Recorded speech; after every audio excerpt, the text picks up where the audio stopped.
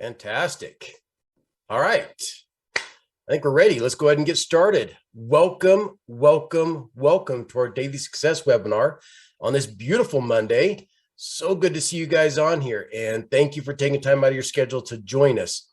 Hope everybody had an amazing weekend and also hope that you guys are ready for an incredible week. For those of you brand new, we do these webinars Monday through Friday at the same exact time. So try to be on here as often as you can. Again, it only takes one idea, just one simple idea to change your life. And that idea can come in the form of a story, a resource, a strategy, a piece of advice, even something as simple as a little keyword or just, anything at all that just triggers something inside your mind that completely changes your life or takes your life to a whole new level. So try to be on here every day if at all possible, because I guarantee you're going to get plenty of ideas that will absolutely change your life. All right, so let's get right into it. As you guys already know, on Friday, I did a book recommendation. And for those of you that weren't here, that book that I recommend is called The Power of One by Ed Milet. Get this book. I haven't read it yet, but I already know it's going to be an amazing book because I've read his other book, Max Out Your Life. And Ed is an amazing mentor and teacher. So make sure you get that book. I'm sure that you're going to love it. Like I said, I haven't read it. I know I'm going to love it. Pretty certain you're going to love it as well. All right. So on Mondays, as you guys already know, I share a story with you to help kind of motivate and inspire you to kick off the week on the right foot. I know a lot of people struggle with Mondays, so I figure this is an excellent way to help you start off the week to get you in the right frame of mind and to set yourself up for success to have an amazing and successful week. So today I want to share with you guys a story out of one of my favorite books called The Magic of Thinking Big by David Schwartz. Now, this book is an older book. It's several decades old. I think, oh man, I'm not even sure. I'd have to take a look. I've got it on my bookshelf back here somewhere, but I've read this book a few times. Absolutely love this book because just like the title says, it changes your whole paradigm. It changes your whole perception and gets you to think much bigger.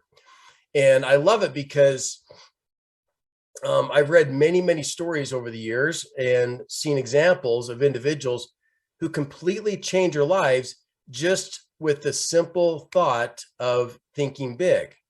A story that I've shared many times on these webinars is one that T. Harv Eker shares in his book, Secrets of the Millionaire Mind, where a gentleman who used to work for him in his seminars as a trainer eventually broke out on his own. And within 3 years, went from starting out having a net worth of $250,000 to within 3 years had a net worth of over $600 million. That's quite a jump within 3 years. 250,000 net worth is over 600 million. Mr. Eker interviewed him and said, "What in the world happened? How did you go from a $250,000 net worth to over 600 million in 3 years?" And the gentleman said, "Everything in my life changed when I stopped thinking small. When I started thinking bigger, everything changed." That was the key. That was the key that changed his life. He just changed his thinking. He just raised his standards and started thinking much bigger. Grant Cardone talks about this all the time. Grant Cardone talks about how he's, had goals his whole life. And one of his biggest regrets is that he didn't think big enough years ago, that he did not think big enough. He limited his goals. He had limiting beliefs and limiting thoughts. And he said, same exact thing. When he started thinking bigger, that's when everything in his life changed. So this is not, something that, well, I guess another way to put it, I guess the way I'm trying to get across is, this is something that is a common denominator between successful people. Successful people usually are big thinkers. So again, the story is from The Magic of Thinking Big by David Schwartz. I'm going to read this to you because there's some really good tips in here that I don't want you guys to miss out on. And it starts like this. It says, several years ago, after addressing a group of businessmen in Detroit, I talked with one of the gentlemen who approached me and introduced himself and said, I really enjoyed your talk. Can you spare a few minutes? I'd like very much to discuss a personal experience with you that ties in perfectly with what you said this evening about making your mind work for you instead of letting it work against you. I've never explained to anyone how I lifted myself out of the world of mediocrity, but I'd like to tell you about it. Just 5 years ago, I was plodding along, just another guy working in the tool and die trade. I made a decent living by average standards, but it was far from ideal. Our home was much too small, and there was no money for those many things we wanted. My wife, bless her, didn't complain much, but it was written all over her face that she was more resigned to her fate than she was happy. Inside, I read that she was more resigned to her fate than she was happy. Inside, I grew more and more dissatisfied when I let myself see how I was failing my good wife and 2 children. I really hurt inside. But today, things are really different. Today, we have a beautiful new home on a 2-acre lot and a year-round cabin a couple hundred miles north of here. There's no more worry about whether we can send the kids to a good college, and my wife no longer has to feel guilty every time she spends money for new clothes. Next summer, the whole family is flying to Europe to spend a month's holiday. And he said, we're really living. It all happened when I harnessed the power of belief. 5 years ago, I learned about a job with a tool and die company here in Detroit. We were living in Cleveland at the time. Excuse me. We were living in Cleveland at the time. I decided to look into it, hoping I could make a little more money. I got here early on Sunday evening, but the interview was not until Monday. After dinner, I sat down in my hotel room, and for some reason, I got really disgusted with myself. Why, I asked myself, am I just a middle-class failure? Why am I trying to get a job that represents such a small step forward?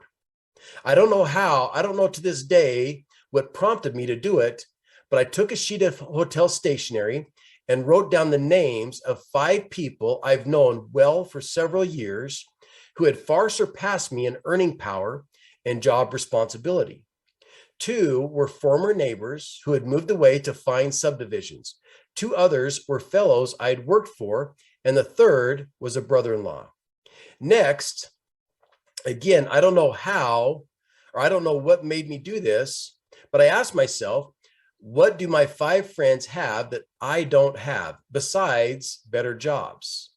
I compared myself with them on intelligence, but I honestly couldn't see that they excelled in the brains department, nor could I truthfully say they had beat me on education, integrity, or personal habits. Finally, I got down to another success quality one hears a lot about: initiative.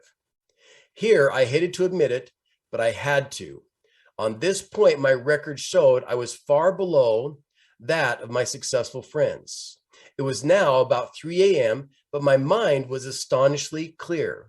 I was seeing my weak point for the first time. I discovered that I had held back. I had always carried a little stick. I dug into myself deeper and deeper and found the reason I lacked initiative was because I didn't believe inside that I was worth very much. I sat there the rest of the night just reviewing how lack of faith in myself had dominated me ever since I could remember, how I had used my mind to work against myself. I found I had been preaching to myself why I couldn't get ahead instead of why I could. I had been selling myself short. I found this streak of self-depreciation showed through in everything I did. Then it dawned on me that no one else was going to believe in me until I believed in myself. Right then, I decided I'm through feeling second class. From here on in, I'm not going to sell myself short. The next morning, I still had that confidence. During the job interview, I gave myself newfound confidence During the job interview, I gave myself newfound confidence, its first test. Before coming for the interview, I'd hoped I would have the courage to ask for $750. Now, it doesn't specify if that's a week, a month, or whatever, but he said, I hope for courage to ask for $750 or maybe even $1,000 more than my present job was paying. But now, after realizing I was a valuable man, I upped it to $3,500 and I got it. I sold myself because after that long night of self-analysis, I found things in myself that made me a lot more sellable. Within 2 years after I took that job, I'd established a reputation as the fellow who can get business. Then we went into a recession. This made me still more valuable because I was one of the best business getters in the industry. The company was reorganized and I was given a substantial amount of stock plus a lot more pay. And then David Schwartz closes it by saying this: believe in yourself and good things do start happening. Now, I love this story because, as I mentioned before, I've seen and read many stories over the years similar to this, where just a mere shift in thoughts, in beliefs, an individual was able to completely change the results. Again, our thoughts, feelings, words, and actions and our results all change when we change our what? Our philosophy, our belief. We talked about this many, many times last week. When you change your philosophy, or in other words, when you change your belief, those are synonymous, right? Your philosophies are just your beliefs. So when you change your beliefs, your thoughts change, your feelings change, your words and your actions change. And guess what? Your results change. And this story is pure proof that that is exactly what happens. He went into this. Now, there's a few things about this story that I absolutely love. First of all, the first thing that had to change, or in order for this to change, he had to become aware, right? Okay, so he'd been plodding along all these years, and he didn't stop and take time to recognize or become aware that he was living in mediocrity. This is why it's so important that on a regular basis that you take inventory. There's an example of this. David Schwartz shares this in the same book. He talks about a woman who started a business. Now, I don't remember all the details, but it was something along the lines where she started this store, and there were several other competitors in the area that basically had stores just like hers. But within 4 years, she had grown to multiple locations wherein all of her competitors were still operating just one store. They had been in business longer than her, but within a matter of years, she was able to outperform and outgrow them and out-succeed them. And want to know what the key was? Why she was able to, succeed and surpass, and in essence, kind of 10x, if you will, 10x her business when all of her other competitors were just, again, stuck in one store. It was because every single week, what she did is she took inventory. Every week, she looked for ways that she herself could improve, but also improve her business. She took inventory every week. She wasn't satisfied. She didn't get content. That's one of the biggest mistakes that most people make, is they get content and they kind of get lulled into this satisfaction in their life, and they get stuck in that rut of mediocrity and they don't realize it. And pretty soon a month goes by, and then a year goes by, and then 5-10 years goes by. And they, again, because they don't become aware, they don't take inventory, and they don't step back and realize what's going on, they just get stuck in mediocrity. So this gentleman, okay, all of a sudden he became aware. he recognized his situation. He knew that his wife wasn't happy. He wasn't happy. He finally got to that point where he was tired of struggling and, in essence, kind of living paycheck to paycheck. They were surviving, but there was a lot of things that they wanted to do and wanted to have, and they weren't able to because, again, of his mindset. So he decided to change that. And he took a step back and said, what's so different about these other people, my friends and my brother-in-law, why they've been able to succeed and I haven't? And again, he took inventory. What do they have that I don't have? He found out that they weren't any smarter. They didn't have any better education. Their habits weren't any better. He went through this list of all these characteristics and qualities and realized that they didn't really have anything that he didn't have. The only thing that he wasn't doing is he wasn't taking initiative.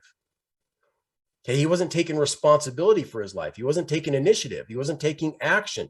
He wasn't doing anything. He just, again, was just kind of plodding along and settling and becoming content rather than taking the initiative to do something about it. When he realized that nobody else was going to change his life and nobody else was going to do anything or believe in him until he believed in himself, that's when everything changed.